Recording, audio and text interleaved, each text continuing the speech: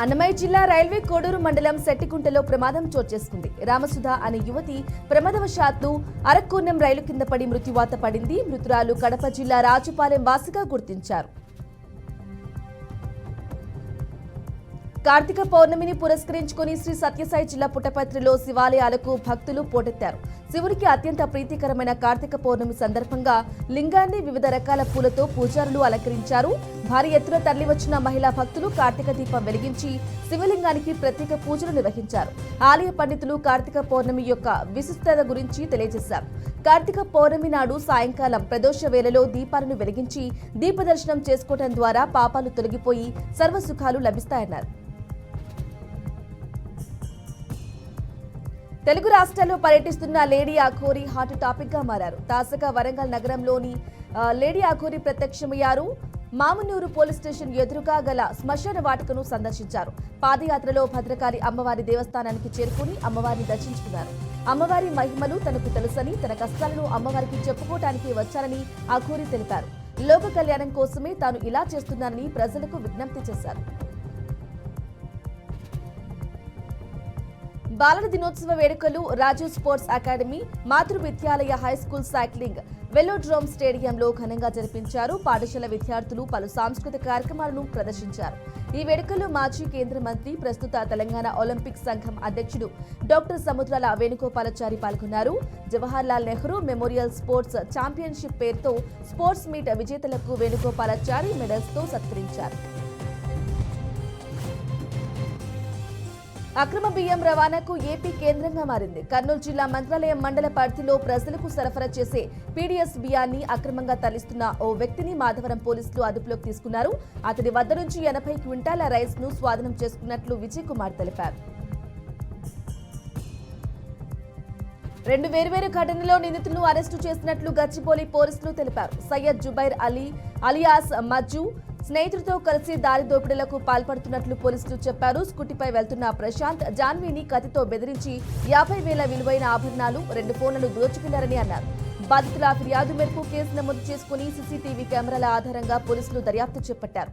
ప్రధాన నిందితుడు సయ్యద్ జుబైర్ అలీని అరెస్టు చేసి అదుపులోకి తీసుకున్నట్లు పోలీసులు తెలిపారు. జగిత్యాల జిల్లా కోరుట్ల డిపో వద్ద షాకింగ్ ఘటన చోటు చేసుకుంది. మత్తులో ప్రశాంత్ అనే వ్యక్తి ఆర్టీసీ బస్సు డ్రైవర్ను పదజాలంతో దూషిస్తూ బస్సుపై దాడికి దిగాడు. బస్సు అద్దాలను రాళ్లతో దాడి చేస్తూ బస్సులో ఉన్న ప్రయాణికులను అసభ్య పదజాలంతో దూషించినట్లు డ్రైవర్ తెలిపారు.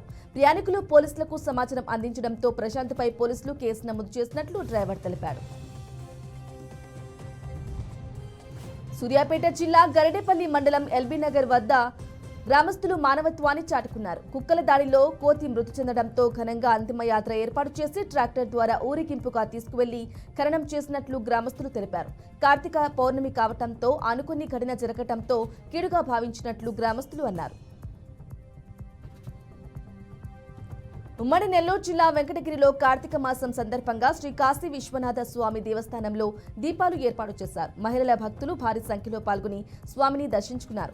స్వామికి అలంకరణ చేసి ప్రత్యేక పూజలు నిర్వహించారు. శివనామ శరణతో హరహర మహాదేవ అంటూ దేవస్థానం ప్రాంగణంలో దీపాలు వెలిగించారు.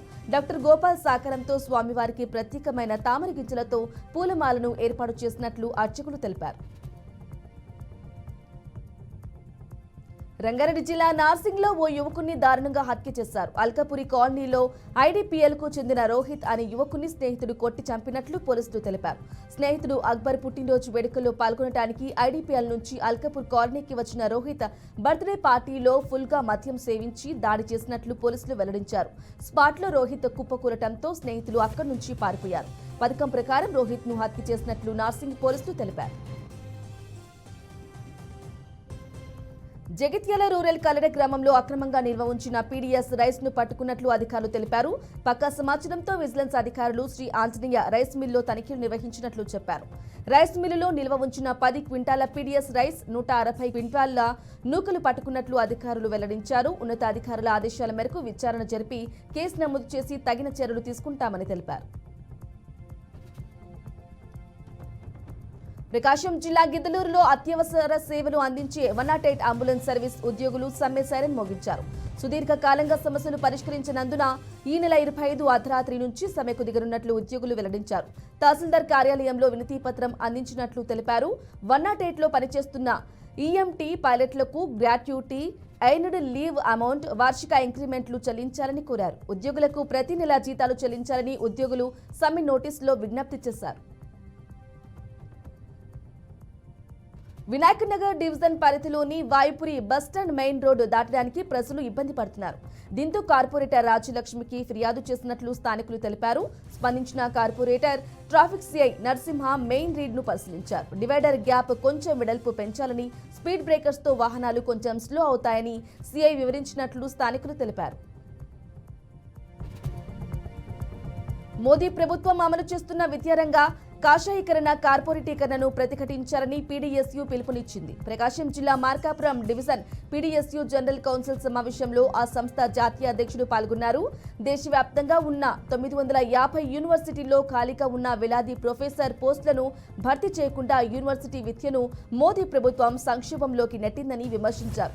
విద్యారంగంలో అశాస్త్రీయ భావజాలాన్ని విద్యార్థుల మెడల్లోనికి చొచ్చుకొస్తోందని, సైన్స్, చారిత్రక పాఠ్యాంశాలను తొలగిస్తోందన్నారు. విభజన హామీల సాధన కోసం విద్యార్థులు ఉద్యమించాలని పిలుపునిచ్చారు. వికారాబాద్ జిల్లా కులకచెర్ల మండలం బండవిలికిచెర్ల గ్రామంలోని శ్రీ రామలింగేశ్వర స్వామి దేవస్థానంలో గురు పౌర్ణమి వేడుకలు ఘనంగా జరిగాయి. గిరి ప్రదక్షిణ చేసేందుకు ఆలయం చుట్టూ 4 కిలోమీటర్ల మేర ప్రత్యేక ఏర్పాటు చేసినట్లు ఆలయ అధికారులు తెలిపారు. అధిక సంఖ్యలో భక్తులు పాల్గొని స్వామివారికి ప్రత్యేక పూజలు నిర్వహించి గిరి ప్రదక్షిణ చేసినట్లు అర్చకులు తెలిపారు. కృష్ణా జిల్లా గన్నవరం నియోజకవర్గం ఆత్మకూరు పోలీస్ స్టేషన్ సమీపంలో ఆర్టీసీ బస్ డ్రైవర్ ఆత్మహత్యాయత్నానికి పాల్పడ్డాడు. కుటుంబ కలహాల నేపథ్యంలో పోలీస్ స్టేషన్ను ఆశ్రయించినా పట్టించుకోలేదని కుటుంబ సభ్యులు తెలిపారు. మనస్తాపం చెందిన వంశీకృష్ణ పాయిజన్ తాగినట్లు ఆత్మహత్యాయత్నానికి పాల్పడ్డాడని బంధువులు అన్నారు.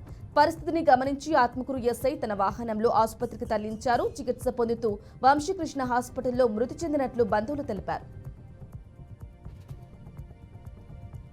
విజయవాడలో నిరాశ్రయులకు ఆశ్రయం కల్పిస్తున్న షెల్టర్ హోంలను మున్సిపల్ కమిషనర్ ధ్యానచంద్ర సందర్శించారు. రాణిగారితోట, హనుమాన్పేట, గవర్నర్పేట, చిట్టినగర్ ప్రాంతాల్లో షెల్టర్ హోంలో ఉంటున్న వారి సమస్యలను అడిగి తెలుసుకున్నారు. భోజన వసతి, పడక గదులు, మరుగుదొడ్లు, నీటి వసతిని కమిషనర్ పరిశీలించారు. నిరాశ్రయుల వివరాలను నిర్వాహకులను అడిగి తెలుసుకున్నారు. షెల్టర్ హోమ్స్ లో నిరుపేదల జీవన ఉపాధి కోసం 1 సిటీ లైవ్లీహుడ్ సెంటర్లు కూడా ఏర్పాటు చేసినట్లు చర్యలు తీసుకునేలా అధికారులను ఆదేశించారు. విజయవాడలో షెల్టర్ హోంలను సందర్శించిన మున్సిపల్ కమిషన్ సమస్యలను స్వయంగా మున్సిపల్ కమిషనర్ ధ్యానచంద్ర అడిగి తెలుసుకున్నారు. పశ్చిమ గోదావరి జిల్లా భీమవరం గునుపుడిలో కార్తీక పౌర్ణమి వేడుకలు వైభవంగా నిర్వహించారు. సోమేశ్వర స్వామివారిని ప్రత్యేకంగా అలంకరించారు. కార్తీక పౌర్ణమి కావటంతో స్వామివారు శ్వేతవర్ణంలో ప్రత్యేక అలంకరణతో భక్తులకు దర్శనమిచ్చారు. కొత్తగా పెళ్లైన జంటలు కార్తీక నోములు నోచారు. పసుపు గొడుగు, కంది గొడుగు పల్లెంలో భుజం మీద పెట్టుకుని స్వామివారిని దర్శించుకుని ప్రత్యేక అభిషేకాలు చేయించుకున్నారు. కార్తీక పౌర్ణమి కావటంతో వికారాబాద్ జిల్లా అనంతగిరి కొండలో వెలిసిన శ్రీ అనంత పద్మనాభ స్వామి జాతర నేటి నుంచి సాయంత్రం 6 గంటల వరకు అనంత పద్మనాభ స్వామి వారి కళ్యాణం, రాత్రికి రథోత్సవం ఉంటుంది. భక్తులు పెద్ద ఎత్తున పాల్గొంటారు. దీనికి ఎలాంటి అవాంఛనీయ సంఘటనలు జరగకుండా భారీ బందోబస్తును ఏర్పాటు చేస్తున్నామని Vikarabad town CI Binkumar, Vikarabad DSP N Srinivas Reddy తెలిపారు. హన్మకొండ జిల్లా నడికూడ మండలం నర్సక్కపల్లి గ్రామంలో కార్తీక పౌర్ణమి సందర్భంగా వజ్రమ్మ ఆధ్వర్యంలో హోమగుండాలు నిర్వహించారు. మహిళలు, భక్తులు అధిక సంఖ్యలో పాల్గొని దీపాలు వెలిగించి ప్రత్యేక పూజలు నిర్వహించారు. ఈ కార్యక్రమంలో నడికూడ మండల మాజీ ఎంపీటీసీ, కాంగ్రెస్ పార్టీ సీనియర్ నాయకుడు బుర్రా సురేందర్ గౌడ్ పాల్గొన్నారు.